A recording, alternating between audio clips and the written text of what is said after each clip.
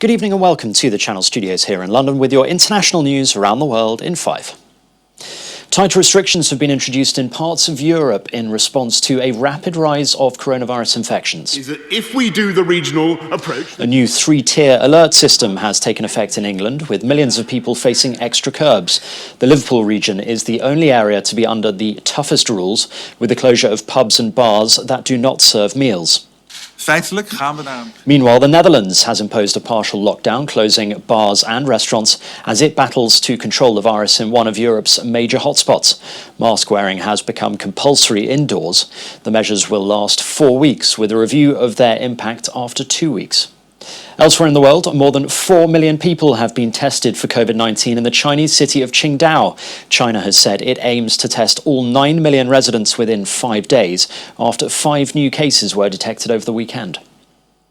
US Democratic presidential candidate Joe Biden has criticized Donald Trump's handling of coronavirus while courting elderly voters in the key battleground state of Florida. One day before we crossed... He told them that the president saw seniors who have been more at risk in the pandemic as expendable. Opinion polls suggest Biden has a 10-point average over Trump nationally ahead of the 3rd of November election, but his lead in some key states like Florida is narrower. Donald Trump is simple. Not a joke. You're expendable. You're forgettable. You're virtually nobody. That's how he sees the seniors. That's how he sees you. It's no surprise. This is the same man who looks at Americans who put their lives on the line like you did, sir, and many others maybe in this room, for our nation, and calls them losers and suckers. Heavy fighting has erupted once again in the Nagorno-Karabakh conflict as Russia has tried to enforce a ceasefire agreed by Armenia and Azerbaijan last weekend. Azerbaijan has said it destroyed missile sites inside Armenia, which it claims were used to target civilian areas, and its president has said military operations are continuing. Nagorno-Karabakh is internationally recognized as part of Azerbaijan, but the enclave is controlled by ethnic Armenians. Thousands of Thai anti-government demonstrators have overtaken Bangkok's Democracy Monument in a symbolic move in their fight for democracy. It comes on the anniversary of the 1973 uprising that brought down the then military government. Among protesters' demands are for curbs on the constitutional powers of the king and for him to transfer back the personal control he took of some army units and a palace fortune valued in the tens of billions of dollars. Rwanda has approved the production and export of cannabis for medical use as a way of boosting its revenues.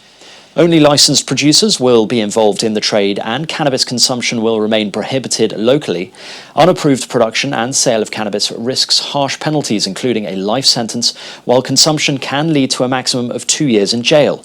Last year, the global cannabis market was thought to be worth $150 billion. That's according to Barclays Bank. Australia's Great Barrier Reef has lost more than half of its corals since 1995 due to warmer seas driven by climate change. That's according to a recent study. Scientists have found that all types of corals have suffered a decline across the world's largest reef system.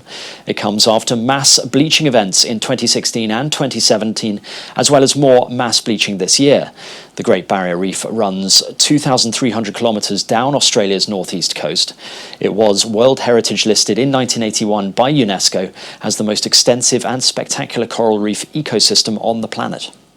A Russian spacecraft carrying a US astronaut and 2 Russian cosmonauts have blasted off from a cosmodrome in Kazakhstan and have successfully reached orbit. 3, 2, 1. The crew members travelling to the International Space Station are Kate Rubins, a NASA microbiologist who in 2016 became the first person to sequence DNA in space, and Russian cosmonauts Sergei Rykov and Sergei Kudzvikov. The mission is the last scheduled Russian flight carrying a US crew member. And finally, 2 cliff diving champions have dived 120 metres underground in the Salina Turda, one of the world's oldest salt mines in Romania. In a never-done-before feat, Rhiannon Ifland of Australia and Romania's Constantin Popovici leaped from the walls of the mine into the underground lake in the depths of Transylvania. 120 metres under the surface of the Earth and surrounded by a science fiction-like wonderland, the athletes went from 85 kilometres an hour to 0 in almost twice the usual speed due to the water's high density.